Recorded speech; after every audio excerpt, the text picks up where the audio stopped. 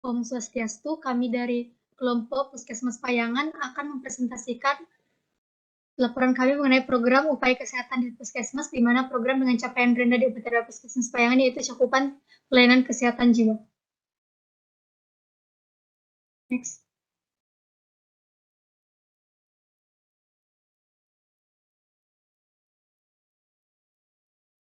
Setiap warga negara berhak untuk mendapatkan pelayanan kesehatan yang tersedia di fasilitas pelayanan kesehatan.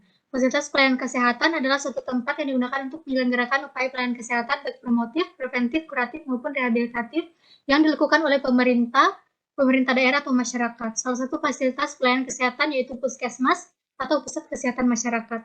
Puskesmas merupakan fasilitas pelayanan kesehatan tingkat pertama yang menyelenggarakan upaya kesehatan masyarakat dan upaya kesehatan perseorangan dengan lebih mengutamakan upaya promotif dan preventif di wilayah kerjanya. Pembangunan kesehatan yang diselenggarakan di puskesmas bertujuan untuk mewujudkan wilayah kerja puskesmas yang sehat. Puskesmas, untuk mewujudkan tersebut, puskesmas melaksanakan kegiatan UKM atau upaya kesehatan masyarakat dan UKP atau upaya kesehatan perseorangan. Adapun di Puskesmas Payangan, program dengan capaian rendah yaitu pelayanan kesehatan jiwa. Next. Di Puskesmas Payangan terdapat 134 orang dengan gangguan jiwa, di mana cakupan pendataan ODGJ di masyarakat pada tahun 2022 pada triwulan pertama sebesar 100%, dan pada triwulan 2 dari 25% target yang ditentukan, hanya 17,16% yang berhasil dicapai. Kemudian untuk cakupan pelayanan kesehatan ODGJ berat yaitu psikotik akut dan skizofrenia sesuai standar pada triwulan 1 dengan target sebesar 20%, hanya sebesar 12% yang tercapai. Kemudian pada triwulan 2, target yang ditentukan sebesar 25%, namun hanya tercapai sebesar 23,13%. Next.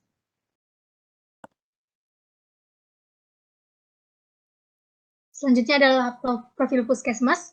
Untuk gambaran umum wilayah kerja puskesmas, di mana secara geografis letak Puskesmas Payangan berada di Kecamatan Payangan, Kabupaten Gianyar, atau 20,25 km dari pusat kota Gianyar, mewilayahi 9 desa dengan luas wilayah seluruhnya 75,88 km persegi. Next.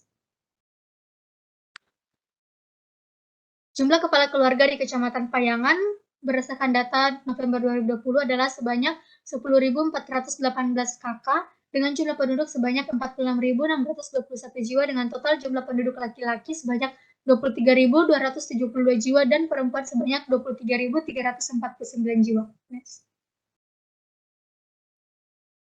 Untuk perilaku penduduk, dari segi air bersih, cakupan air bersih sudah mencapai 100%.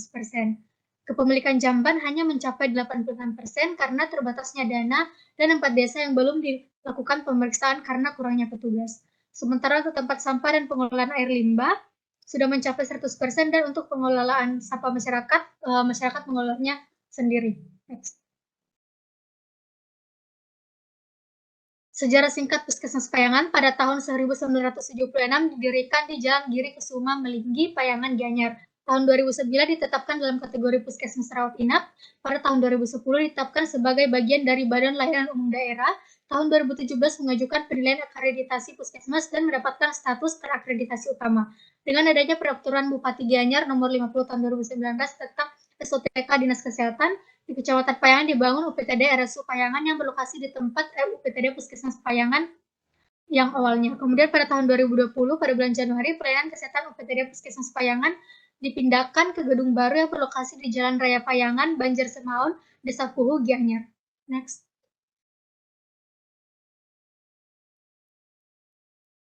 Adapun visi misi Puskesmas Payangan untuk visinya adalah terdepan dalam pelayanan menuju terwujudnya masyarakat Kecamatan Payangan sehat berdasarkan Trihita Karana dengan misinya melaksanakan dan meningkatkan pelayanan kesehatan perorangan, keluarga, dan masyarakat beserta lingkungan secara paripurna, menggerakkan dan mendorong peran serta masyarakat menuju kemandirian hidup sehat, memelihara dan meningkatkan mutu keterjangkauan pelayanan kesehatan, dan meningkatkan manajemen dan pembinaan tenaga kesehatan profesional dengan memanfaatkan teknologi tepat guna. Next.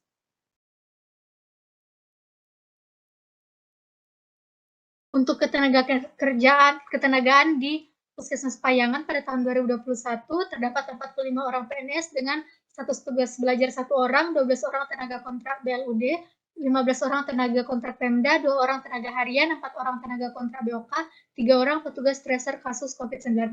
Next. Untuk sarana dan prasarana, sarana kesehatan adalah tempat yang digunakan untuk menyelenggarakan upaya kesehatan, salah satunya adalah puskesmas. Jumlah dan jenis ruangan yang ada di Upacara Puskesmas Payangan disesuaikan dengan fungsi ruang minimal yang ada di puskesmas sesuai dengan Permenkes. Kemudian untuk prasarananya merupakan salah satu alat penunjang bagi terselenggaranya kegiatan pelayanan kesehatan di sarana kesehatan yang terdiri dari alat transportasi dan alat-alat kesehatan. Kemudian persyaratan prasarana yang lain di puskesmas didasarkan sesuai Permenkes. Next. Untuk peralatan puskesmas berdasarkan Peraturan Menteri Kesehatan Nomor 43 Tahun 2019 tentang Pusat Kesehatan Masyarakat, persyaratan peralatan puskesmas yang harus terpenuhi meliputi jumlah dan jenis peralatan sesuai kebutuhan pelayanan, kelengkapan izin edar sesuai dengan ketentuan peraturan perundang-undangan, standar mutu keamanan dan keselamatan, kemudian diuji dan dikalibrasi secara berkala oleh institusi penguji dan pengkalibrasi yang berwenang.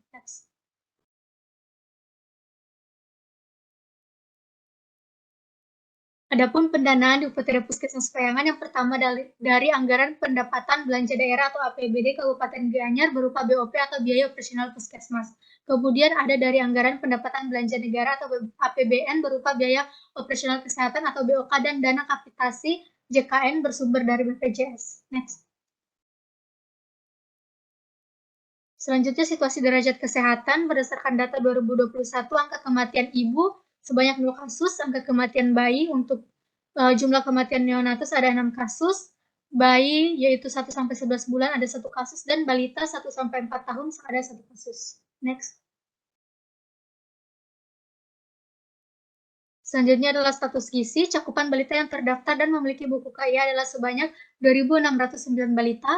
Tingkat partisipasi balita yang datang menimbang ke posyandu setiap bulannya adalah 2.435 balita dari 2.609 balita. Balita yang naik berat badannya sebanyak 1.493 balita, balita gizi kurang yang tertangani sebanyak 60 balita, sebanyak 1 balita memerlukan perawatan karena gizi buruk. Jumlah ibu hamil dengan KEK itu sebanyak 3 ibu hamil tahun 2021 yang sudah ditangani. Next. Adapun 10 besar penyakit di Upacara Puskesmas Payangan, yang pertama adalah essential primary hypertension yaitu sebanyak 2.714 kasus, diikuti oleh ISPA 1.920, kemudian luka terbuka 1.104, kemudian demam 998, dan tipe 2 849, rematik 713, gastritis 608, dermatitis kontak alergi 607, dispepsia 569, dan common cold 564. Next. Selanjutnya, perkenalkan nama saya Niputu Febi Purnama Dewi dengan NIM 019. Sini selanjutnya yaitu program upaya kesehatan puskesmas. Upaya kesehatan masyarakat merupakan suatu kegiatan yang bertujuan untuk memelihara, mencegah, meningkatkan, dan menanggulangi masalah kesehatan di tingkat keluarga, kelompok, dan masyarakat yang menjadi 2 kelompok yaitu UKM esensial dan UKM pengembangan. UKM esensial terdiri dari pelayanan promosi kesehatan termasuk UKS yaitu upaya kesehatan sekolah, yang terdiri dari pelayanan UKS. Lalu yang kedua yaitu pelayanan kesehatan lingkungan, yang ketiga pelayanan KIA, KB yaitu kesehatan ibu dan anak dan keluarga berencana, di mana mencakupi pelayanan kesehatan ibu, pelayanan kesehatan KB, pelayanan kesehatan anak. Yang keempat yaitu pelayanan gizi yang bersifat UKM. Yang kelima yaitu pelayanan pencegahan dan pengendalian penyakit yang terdiri dari pelayanan imunisasi, surveillance, program DBD, demam berdarah dengue, pelayanan ISPA, infeksi saluran pernapasan akut, pelayanan diare, pelayanan kustat, pelayanan tuberkulosis, pelayanan kecacingan, pelayanan infeksi menular seksual, HIV atau AIDS, pelayanan penanganan HPR atau rabies, pelayanan malaria, pelayanan pemberantasan penyakit tidak menular, yaitu pelayanan kesehatan penyakit tidak menular, posbindu dan prolanis, deteksi dini kanker. Yang keenam yaitu pelayanan perawatan kesehatan masyarakat. Selanjutnya ada UKM pengembangan, terdiri dari yang pertama yaitu pelayanan kesehatan jiwa, kedua pelayanan kesehatan gizi masyarakat yang terdiri dari pelayanan gizi masyarakat dan pelayanan kesehatan gizi sekolah. Yang ketiga yaitu pelayanan kesehatan tradisional komplementer, yang keempat pelayanan kesehatan olahraga, yang kelima pelayanan kesehatan indera, yang keenam kesehatan lansia, yang ketujuh yaitu pelayanan kesehatan kerja, dan yang ke-8 yaitu pelayanan kesehatan peduli remaja. Selanjutnya yaitu upaya kesehatan perseorangan. atau UKP merupakan suatu kegiatan yang bertujuan untuk memelihara dan meningkatkan kesehatan, mencegah dan menyembuhkan penyakit, serta memulihkan kesehatan perorangan. Di mana pelayanan pendaftaran dan rekam medis yang terdiri dari pelayanan pendaftaran dan rekam medis, pelayanan pemeriksaan umum, pelayanan pemeriksaan ISPA, pelayanan kesehatan gigi dan mulut, pelayanan kesehatan keluarga yang bersifat UKP, pelayanan imunisasi, pelayanan konseling terhadap terpadu yaitu PKPR, gizi, counseling, yang tramadol, anak, VCT, dan narkoba. Pelayanan laboratorium, pelayanan kefarmasian, pelayanan persalinan, pelayanan gawat darurat, pelayanan rawat inap, dan pelayanan gizi yang bersifat UKP. Berikut merupakan capaian program. Untuk capaian program pelayanan promosi kesehatan termasuk UKS mencapai pada tahun 2021 mencapai 87,93%, lalu pelayanan kesehatan lingkungan mencapai 100%, pelayanan KIA KB mencapai 84,50%, pelayanan gizi yang bersifat UKM mencapai 93,29%, pelayanan pencegahan dan pengendalian penyakit mencapai 94,34%, lalu pelayanan perawatan kesehatan masyarakat mencapai 100%. Berikut merupakan capaian program untuk tahun 2021 pada pelayanan kesehatan jiwa mencapai 79,59%, pelayanan kesehatan gigi masyarakat 50%, pelayanan kesehatan tradisional komplementer 33,79%, pelayanan kesehatan olahraga mencapai 50%, pelayanan kesehatan indera yaitu 100%, kesehatan lansia yaitu mencapai 100%, lalu pelayanan kesehatan kerja 42,99%, lalu pelayanan kesehatan peduli remaja yaitu 0%. Selanjutnya, untuk pelayanan pemeriksaan umum mencapai 151,31%, lalu pelayanan kesehatan gigi dan mulut yaitu mencapai 81,40%, pelayanan rawat inap mencapai 25%. Tidak dilakukan penilaian karena tidak ada pasien, lalu pelayanan laboratorium yaitu mencapai 84,33%. Selanjutnya, untuk program unggulan pada UPTD Puskesmas Payangan adalah program inovasi yang sudah dibuat dan dijalankan oleh UPTD Puskesmas Payangan selama ini, di mana program unggulan tersebut yaitu Gebrak dan Kunjungan Sulinggi.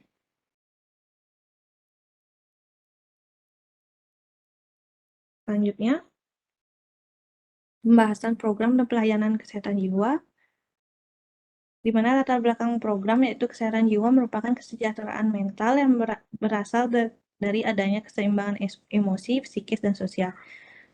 Kesehatan jiwa termasuk dalam definisi sehat menurut WHO, yaitu suatu kesejahteraan pada fisik, psikis, dan sosial yang utuh dan merupakan hak setiap individu. Input kegiatan, di mana sasaran pasien-pasien dengan gangguan jiwa berat yang aktif berobat maupun tidak berobat. Gambaran klinis yang dikatakan sebagai pasien dengan gangguan jiwa berdasarkan definisi adalah semua pasien yang memiliki penampilan yang tidak wajar atau wajar jika sudah terdiagnosis pasti gangguan jiwa dan dalam perawatan, hipo atau abulia, dan gangguan halusinasi atau waham atau keduanya. SDM-nya, pemegang program bersama dengan dokter dan perawat puskesmas, pustu, para kader, dan juga dibantu oleh kepala desa tempat di wilayah kerja UPTD Puskesmas Payangan.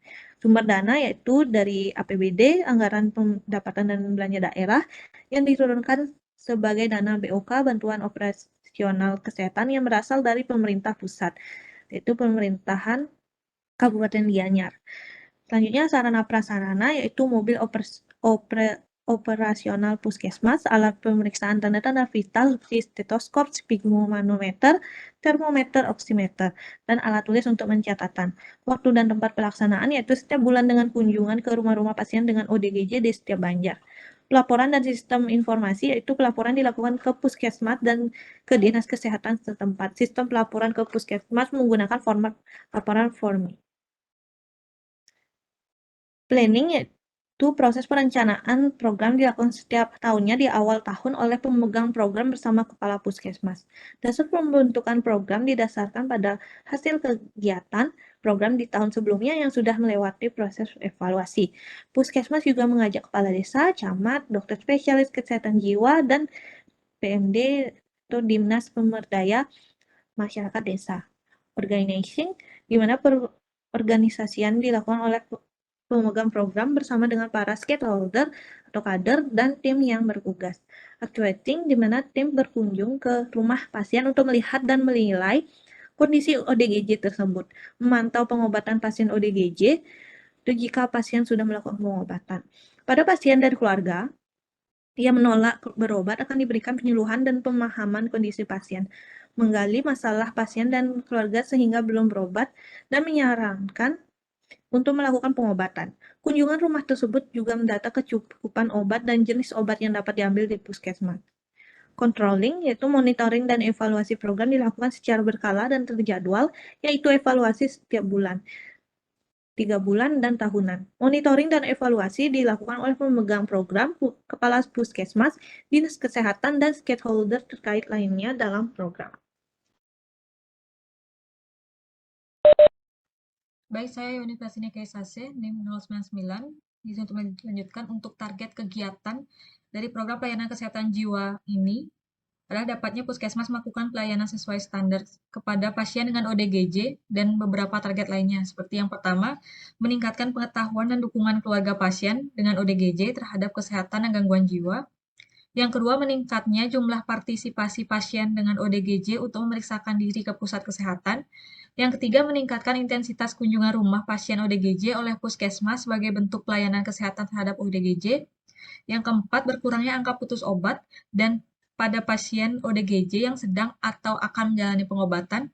Dan yang kelima adalah berkurangnya angka disabilitas dan distres pada pasien dan keluarga pasien dengan ODGJ. Next. Untuk output kegiatannya, capaian dari program kesehatan jiwa ini masih jauh dari target program, yaitu hanya mencapai 79,59% dari 100% pada tahun 2021. Di sini masih banyak pasien dan keluarga pasien yang didapatkan menolak untuk dikatakan ODGJ karena stigma dan kurangnya pemahaman masyarakat tentang ODGJ. Untuk pelayanan kesehatan pasien ODGJ, seperti kunjungan rumah, mengalami penurunan intensitas kunjungan karena dampak dari pandemi COVID-19. Nah, terdapat ada gambar di bawah, itu merupakan cakupan pelayanan kesehatan jiwa yang hanya 79,59%, yang dimana pelayanan kesehatan orang dengan gangguan jiwa berat, seperti skizofrenia itu, yang sesuai standar hanya mencapai 59,18% dari 100%. Next. Selanjutnya adalah analisis masalah program pelayanan kesehatan jiwa yang sampai tidak mencapai target. Analisis masalah capaian program. Capaian program UKM pengembangan pelayanan kesehatan jiwa di UPDD Puskesmas Payangan masih terbilang rendah dengan beberapa penyebab masalah berupa yang pertama, keterbatasan tim dalam melaksanakan program. Yang kedua, pelayanan kunjungan rumah pasien ODGJ oleh pelaksana program masih rendah. Ini diakibatkan karena keterbatasan tim. Yang ketiga, tidak adanya dokter spesialis jiwa terdekat di wilayah kerja puskesmas sehingga banyak pasien-pasien dengan ODGJ masih belum mendapatkan diagnosis pasti untuk diagnosis gangguan jiwanya. Lalu yang keempat, adanya tingginya angka putus obat pada pasien-pasien yang berobat. Yang kelima adalah rendahnya tingkat pemahaman dan pengetahuan masyarakat dan keluarga pasien dengan ODGJ tentang kesehatan jiwa dan penanganannya. Nah, selain itu, perbedaan target sasaran pelayanan yang diberikan dari pusat ke puskesmas dan didapatkan dari lapangan juga menjadi salah satu penyebab rendahnya angka cakupan program yang dijalankan di puskesmas. Next.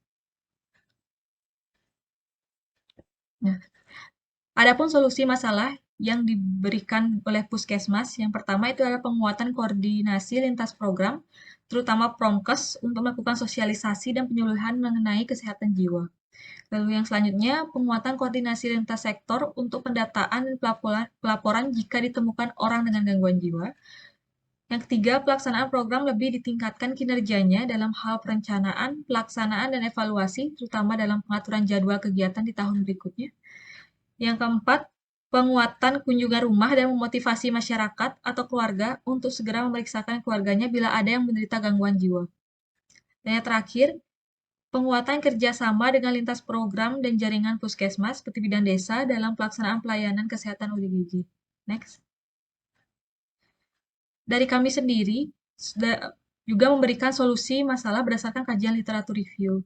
Di mana berdasarkan kajian literatur review pada 5 artikel jurnal yang bertahun 2017 sampai 2022, 5 tahun terakhir, didapatkan bahwa terdapat beberapa intervensi yang terbukti efektif untuk meningkatkan kepatuhan minum obat pasien dengan skizofrenia. Yang pertama adalah pemberian motivational interview yang berisi tentang konseling untuk menemukan dan memecahkan masalah penyebab ketidakpatuhan dalam pengobatan. Lalu kedua, pemberian praktek yoga berupa physical relaxation, surya namaskara, asana, pranayama, dan meditasi kepada pasien skizofrenia dengan pengobatan setiap akhir minggu selama 8 minggu. Dan juga bisa menggunakan penggunaan telemedicine via telepon ataupun SMS, atau keduanya, kepada pasien dan perawat pasien oleh perawat berpengalaman setiap 2 minggu selama 6 minggu. Yang dimana isinya tentang teks promosi tentang skizofrenia dan teks pengingat minum obat yang berisi tentang informasi hari, cuaca, motivasi setiap harinya, perintah untuk minum obat pada jam minum obat, dan perintah untuk membalas SMS setelah pasien minum obatnya. Next.